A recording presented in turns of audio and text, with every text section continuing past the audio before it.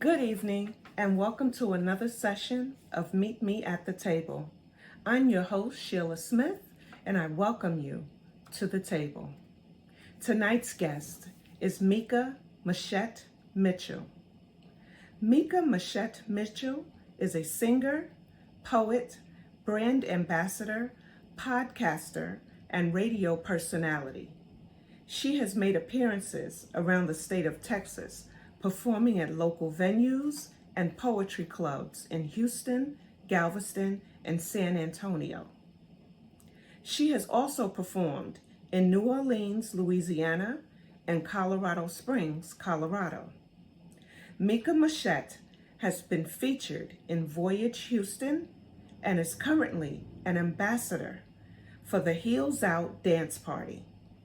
She is the creator of the Pinto Beans and Cake podcast, co-creator, host of the video show Spicy Soul Vibes with Meschet and LaFay, the co-creator, host, creative director of the radio show Brown Sugar Express with Rain and Meschet.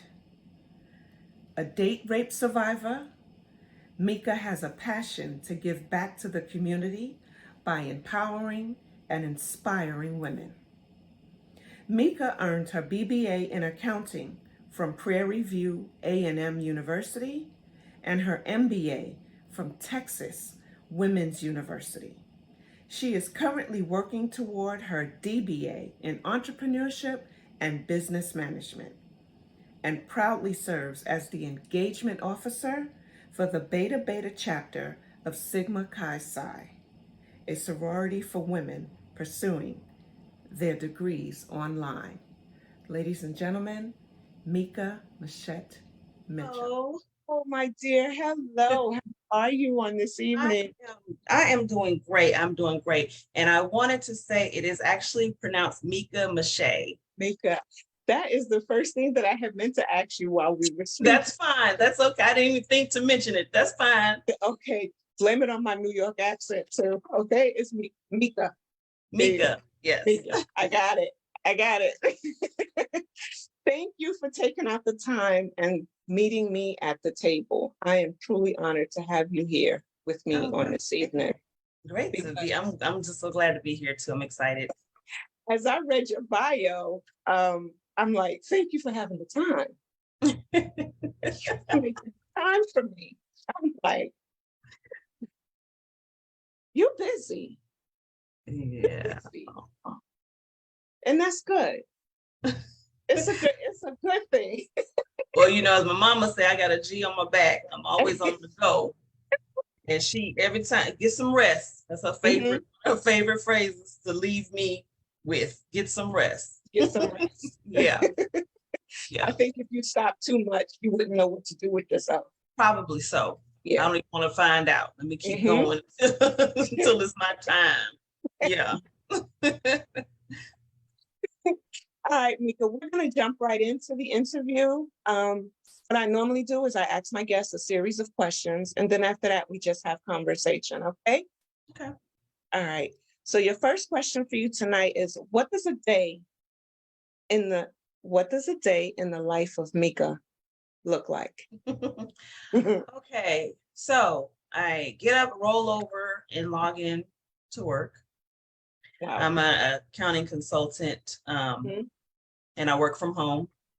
And so once I'm done with my regular 9 to 5 job, I'll log off and I might be working on the playlist for the songs for the radio show coming up for my radio show every Saturday morning.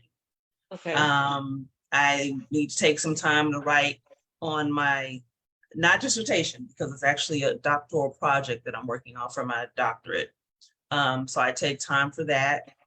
Right after I log off, of course, I'm breathing for a minute because I know I've got, a long night ahead of me. But sometimes I might be going to an event where I'm supporting a friend in the poetry world or performing myself, But for the most part, it's work and then everything else creative. Like I'm planning different things coming up in the year. I've got, like I said, my radio show. I have two radio shows. We're taking a hiatus. The one that's on the Lefay, Meschet and Lefay, Spicy Soul Vibes. We're taking a hiatus, but there's always research to be done for what we're getting ready to do. So it's constant. If I take a nap, it'll be just to like a quick refresher or whatever, to get a little bit of energy back before I get back on it. I also might have a meeting for my chapter, as I'm an engagement officer, as you mentioned, for my chapter in the sorority Beta.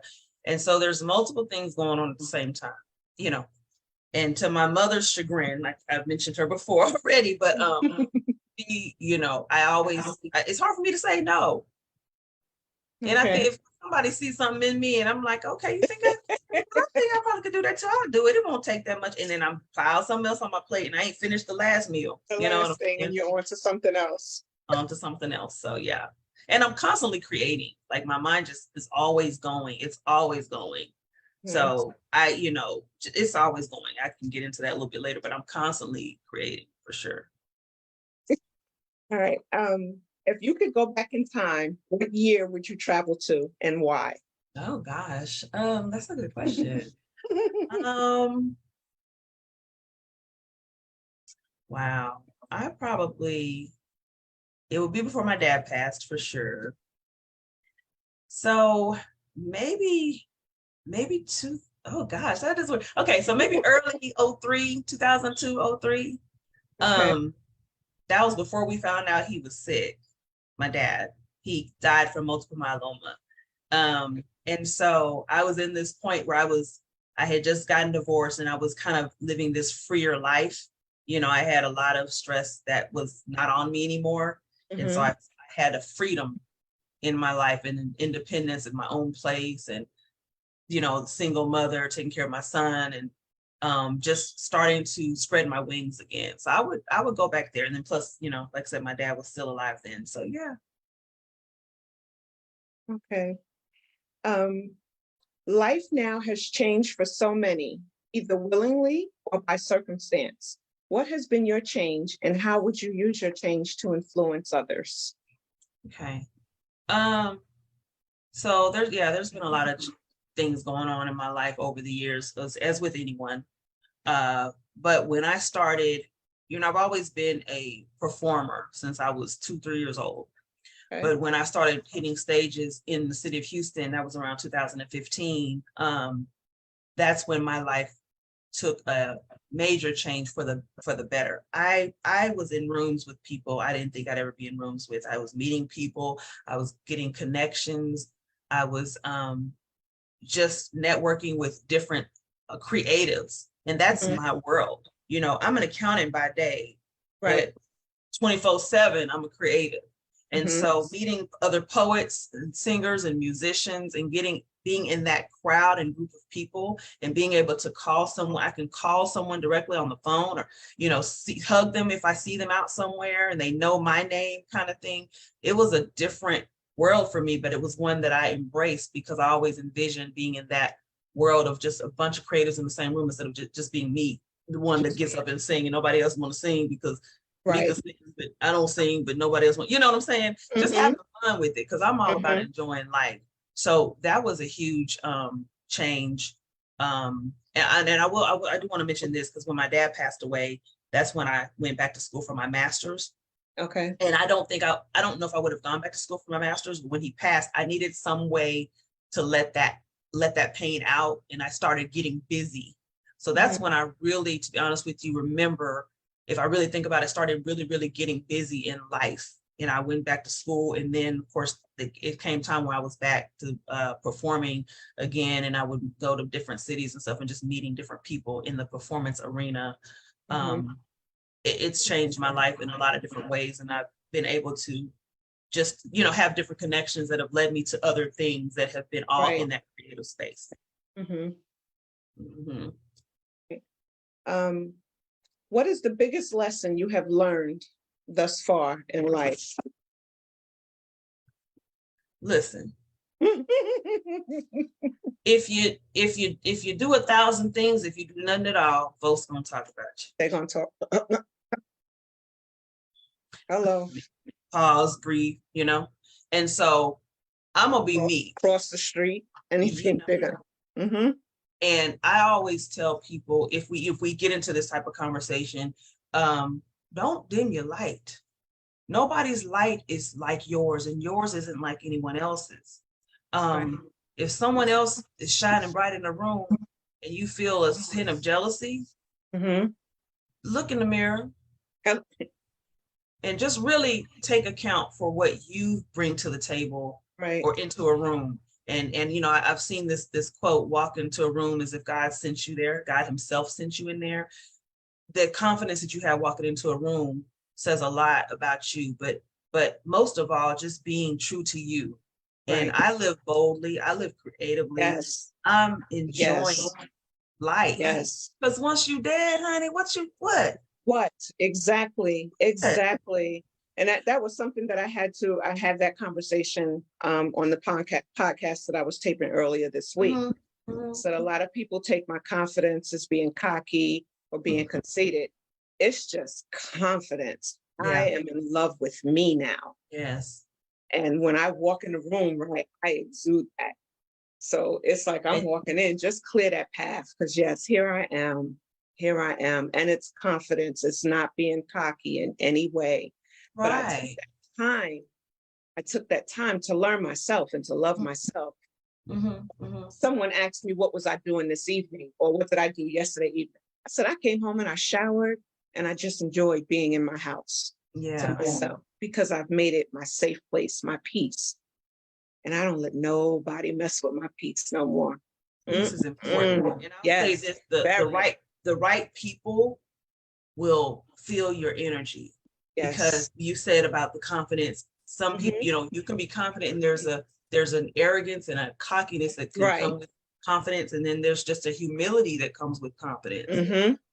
Be confident in your humility, because people know the energy. If you're in tune with where you need to be in tune with, and all the eyes are open, you know what I'm saying? Yeah. Then you don't, when you worry about certain things, it just takes away from you, and you have a certain energy that you bring. So don't ever hold that back or don't ever hold back. And I've been in rooms where I used to kind of dim my light sometimes because I felt like the other person might feel a certain type of way. I had to stop doing that. Right. Because then I'm not living my fullness of life. You're living. Life is short. We dying every day, every minute, every hour. Life is short. So why are you worrying about what someone else says? If you're not harming anyone and you're living in your truth and whatever that path is that God has spoken to you, that's between y'all. Live it out loud though. Live it. So that's it, enjoy it, love it, walk in it, run in it. Run in it. Jump in the pool head first. Yes. Be it. You're gonna float up. It's all right. You can't swim, you're gonna float up. But so I'm really big on energy. And I'll say this, years ago I was in a relationship and I was praying. I was having hard times in a relationship and I was praying to God for discernment. And you gotta be careful what you pray to God for. Because honey, if you don't open, you need to pray and then open all the doors and all the windows because he'll bust them out. Right. That's right. And I'm not saying that I know, and here I am with a disclaimer. I was talking to myself the other day, like, stop giving all these disclaimers. But this is really conversation, right? What we're doing here. Right. And so when I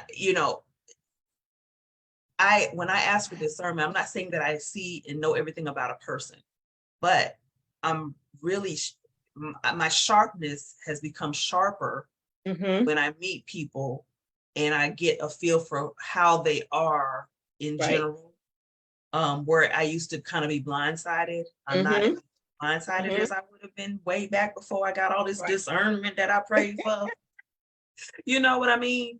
So I definitely wanted to mention that for sure, because that's another lesson that I learned. When you pray, just be careful what you're praying for. People say it all the time, but when you really experience it in reality, it hits home differently. It hits home. Yeah. Okay, so Mika, you know, this show is about encouraging and empowering others that are going through any situation, any type of situation. Is it okay if we touch on the subject of your survival of date rape? I myself am a survivor. I wasn't raped, but a family member did come home in time before the act was performed. So I'm a survivor of trauma.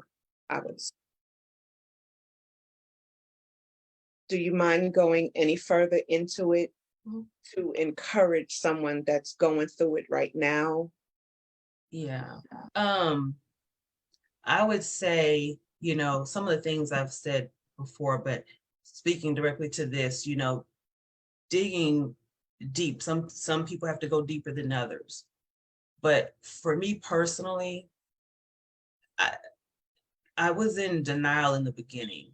The word rape never crossed my lips. So when I finally, you know, when the realization hit, I had to find a way to deal with it. And so I would say, for me, God is the ultimate oak tree. And when a storm is passing through and going around and hitting you right directly in the forehead, you have this oak tree that you can hold on to. And the leaves may fall off the tree and the branches may even snap. But the main part of that oak tree, that's how I held on to God. Right. When I felt myself, the few times, and I must say this, I didn't stay sunken long because life just kept happening. And I didn't allow myself to pause my life, if that makes sense. Yeah. But it was probably 25 years later, actually, I wrote a poem about my experience. And I currently have 2 poems about it, actually. But to speak out in front of people, me as a creative, everyone doesn't do that. Everyone doesn't hit the stage and get on the mic. But for me, a lot of it, I've always had diaries and journals. So writing things down, and that helps a lot. Finding someone that you trust, or even if you don't trust anyone close to you, finding a professional to talk things out, I recommend highly. I personally have not had that type of counseling, but I've dealt with it different ways. And it's not to say that I wouldn't, but I feel like I'm at a point in my life now, I've dealt with it the way that I've dealt with it, and I'm okay. I'm fine. I can talk about it. I'm a survivor, and it's something that happened, 30 plus years ago. So, but I find a strength in the fact that I was strong in dealing with, because only one person really knew while I was going through it, only one person. And so, there's a strength that you got to find in yourself. And if you're on the street with no one around, in my life, when no one is around, and I've never had it where no one is around. You understand? I have friends, people that love me, but there are a lot of people that don't. And so we can't take for granted that there are people out there that literally don't have anyone to go to. Right. And so a homeless person on the street, and I'm saying homeless, so to speak, because I'm just talking about not having those people there for you. For me, God would be there if I had no one else. And so dig deep into what your faith is, because everyone has a different faith. Everyone has a different faith. I definitely say find an outlet, because when you hold it in, guess what happens? Your body is feeling it. It's eating it, literally eating it. Ulcers, ulcers, and all kind of sickness from holding stuff in, and it's trying to get out. And I made a post about a couple weeks ago, and it was basically talking about trauma and speaking out on it. And we're all brave enough to. Okay, anyone listening to this and hearing the sound of my voice, you're already brave. Right. You're already brave right now. So whatever that means for you to take that next step, but just know you're not alone. Because a lot of times we feel like we're alone and we're the only one that this has happened to. And even though the act wasn't performed, to me, it got stopped before it happened. It's the point that it was going there. Yeah. And I buried it for a while. I didn't talk about it for years. I was a teenager when this happened. So I didn't really start talking about it until probably I was in like my 30s or 40s. And I didn't realize that I was suppressing it and, just keeping it like, oh no, that's a omen, that's a demon. You don't want to talk about that. But no, the more that I do talk about it, the better that I feel. Because life is funny, because it turns out that the person that tried to do this, I was raised to think that he was a first cousin. And he's actually my brother. Wow. And I'm actually his caregiver now. So now you need me. So if I wouldn't have talked about it and wouldn't have let it go, I wouldn't care about what happens to you now. So God's grace and mercy over this is like awesome, because I can be like, I don't care what they do to him. I don't care. Lock him up, do whatever. No. Right. But I have become his power of attorney. I take care of him. I have say-so in what goes on as far as the doctors and what clinics and stuff that he's in. And I love him because I know that he wasn't in his right mind. So I talked about it. I felt it. I cried through it. And I forgave. God is good. He is amazing. He is amazing. Just period. No ifs, ands, or buts there. No ifs, ands, or buts. The circle of life, right? The circle of life, that it comes back around when you start finding out about your family and finding out secrets and things that were held back. And that is why I call my business Right Side of 50, because I didn't find myself until I was 54 when I found out that my brother was really my father. So his son is my brother. Wow. I need a Lifetime movie about my life. Is there a book on the way is what I want to know. We want to know.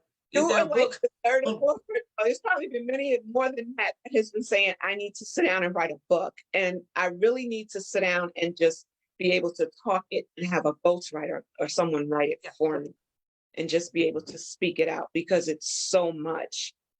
It's so much. And, I think that's why I do the talk shows also, because it gives me a chance to speak. Because like you said, women think that it's only them that something is happening to. Right. And it's not, because I've had a few on here and they're like, oh, this happened to me. And I'm sitting here, I'm like, Lord, that done happened to me too. I'm like, what hasn't happened? What haven't I done? But yet I'm still standing, I'm still here. So this Meet Me at the Table is my therapy. Yes. It's my therapy. And I enjoy bringing on, and I don't mean to call us everyday women, but we are everyday women.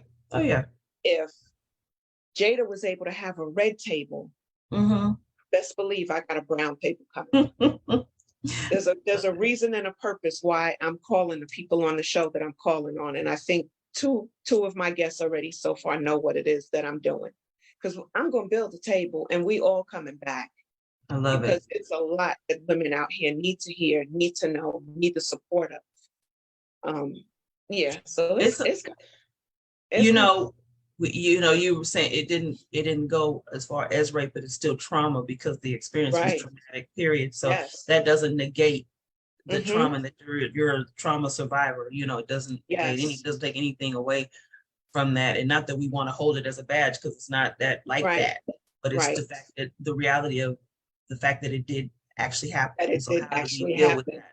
And I think we as humans, in general, like, we need to be able to communicate or understand each other in some form and relate to each other. And a lot, and again, we're not alone on this earth. We're not alone. We're not. It helps you in more ways than one. If me telling, if one person got the courage to take a step to call a counselor, or maybe write that sentence in the journal that actually has the word there that they weren't able to say out loud, or whatever that is for them, that next step for that person. If only one person was able to do that from hearing my story, that's what matters, because we're here to help. That's what matters. And that's what I keep saying. If I have reached one person and helped one person, throughout the day, and my job is done for that day. And each day I try to help another and another and another, to where it becomes a chain and it becomes that circle. Yep. But there's always room to add on another link. There's always room. And, you know, I always like to say, when people think positive or negative, that grows regardless. Like negativity grows just like positivity does. Like it spreads, but I mean spreads. And so why not think more positive? Being positive doesn't mean that you're naive. Right. And I think some people think, oh, if they're too positive and everything, they look at the bright side of everything, that they're not, you know, in tune with the reality. And that's just not true. It's not true. It's okay to be positive about life and still have the reality of life. It's okay to be positive. A totally positive person does not mean they're naive. That just grinds me when I hear that, or I'll hear a story about someone thinking that about someone. I don't agree. It's just not true. It's not true. Not at all. Not at all. And you know, you said something earlier about protecting your peace. Each of us should make an effort to protect our peace, whatever that looks like for us. It's an individual thing. It's not, everyone doesn't have the same menu for protecting your peace. Right. And self-care is huge. You know, you should take care of yourself. And if you don't take advantage of it and take care of yourself, then what? When you're sick and you're feeling that pain, someone can empathize with you, but they're not feeling that pain. They're not sick like that. So protect you. You can be in the room, 50 people can be in the room with you, but you're still the one in the hospital bed. The hospital, that's right. So what that look like? How you feel now because you done left it in, because you don't want nobody to say that you was naive. But now you in the hospital bed and all these people that said you was naive are in there. Because now they able to go home and drive home and they not, you know, tied to the hospital bed with doctors poking them through the night. Because like you said, that stuff will eat at you. Literally eats at you. And it will make you ugly inside. And at a point, it's going to start showing outside. Yeah. Yeah. The same way they say, oh, she's beautiful inside and out. They can say you're ugly inside and out. Right. Because that ugliness inside is going to start to exude on the outside. And that's how you're going to be greeting people. And that's how people are going to perceive you. And they're not going to want to be around you because they're going to think that that's what they're getting each time. Yeah, absolutely. So life, the circle of life. Yeah. It's, you know, I love that. You know, I'm glad again that I'm on here, just having the conversation. And just to know, you know, I mean, this is good. This is good. It's a good feeling to sit and just be with people who are like-minded. And you don't have to agree with everything, right? But just having those adult conversations. I was looking at, there's a special on Netflix. I actually just finished watching it before I joined you here, with Michelle Obama talking to Oprah. Okay. And it's about her book, and I don't want to misquote it because I don't have the book. I have her Becoming book, but her second book, something about the light or something, right? I gotta get the second one. The first one was awesome. Yeah, I've got a bunch of books that I need to read, but that's another story. Oh, that's another story, pun intended. So anyway, but she says how Michelle Obama talks about how she has a kitchen table, you know, and she's got 12 friends that she's, you know, brought with her along the way in her life or whatever. Yeah. And they sit at the table and they talk about life and they have their different experiences and stuff. And as women, I think that's very important for us. To have those conversations or to have that type of connection with each other, because we are in this, you know, as women, we going through a lot of the same. We go through a lot of stuff. When I tell you, the support means so much. It means so much. When I tell you, I've probably watched about 1 or 2 episodes of that Red Table stuff, and I just couldn't digest it. And I was like, why are everyday women being overlooked? We go through so much also. Yeah. Why is it such a big thing when a star, you know, or a singer has a baby and they're taking care of the baby by themselves? I don't have 3. I done raised my kids. I don't see them Yeah. giving me a parade or anything for it. It's, Right. you raise your kids. You had them. That's what you're supposed to do.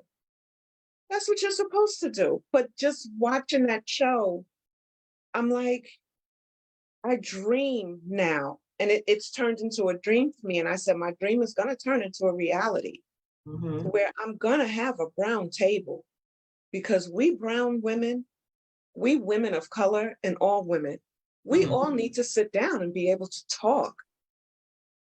And be able to talk, because there's so much here and there's so much here. Yep. Yep. And we all can learn from each other. It's not trying to outpower the other one or be better than the other one. It's just coming together. It's that point of coming together and meeting at the table. And I have to say this, because I will be remiss, and I probably will, for not saying it, because I read it in your bio. And yes, we are both in the same sorority. We are sorors. She's Beta Beta, and I'm Alpha Mu. I have to shout out my chapter. Look, be proud of your chapter. You all day long. I love my chapter. Don't let no other chapter, Beta Beta, dim your light of your chapter. I love it. The love is never lost, though, amongst us. We have good times. I love all the chapters. Yeah. Yeah. The sorority is just awesome. And I try not to make the talk show about the sorority, because their thing is their thing and my thing is my thing. And I appreciate what they do for me, because they didn't know me from anywhere. And I just happened to email support, to bring Right Side of 50 in to make it a part of it. And they have taken to me like it's nobody's business. I love that. That. Yes. Yeah. So you see me on the main page. You see they'll post my stuff and everything. So they are behind me 100%. And that is what a sorority is supposed to be about. It is. They are about it. They are about it. Yes. Yes. Yes. So Mika, I'm gonna ask you to close us out. And I want you to do whatever comes to mind, whatever is on your heart, to inspire the women that are listening.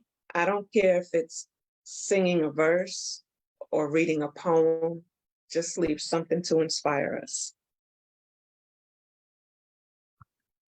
Well, before, I do want to say that I want to let people know that I haven't already told, my Pinto Beans and Cake podcast I'm working. This is another creative thing I'm building, but I'm bringing it back. I started on my birthday in 2018. I had 2 seasons before COVID came. And so the 3rd season, I'll bring it back as a visual. So I'll be it looks like a talk show. I'm getting ready to set some things up, some things going on in the background, literally. Okay, yes, I'll be a guest.